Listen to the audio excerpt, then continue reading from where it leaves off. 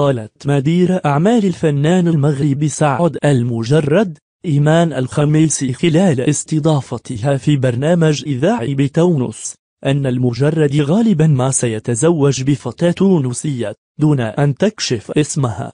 وأضافت إيمان الخميسي أن سعد المجرد مغرم بفتاة تونسية وأنهما كانا على علاقة منذ مدة، مشيرة إلى أنه ينوي الزواج بها.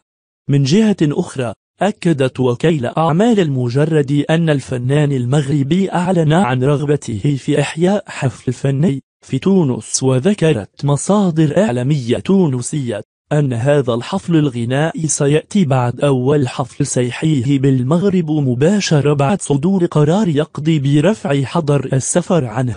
وقالت الخميسي إن لمجرد ارتبط بعلاقة عاطفية مع فتاة تونسية منذ فترة، غير أنه لا يزال في باريس لا يمكنه مغادرتها قبل الحكم النهائي في قضية اغتصاب فتاة قضى على إثرها 6 أشهر في السجن.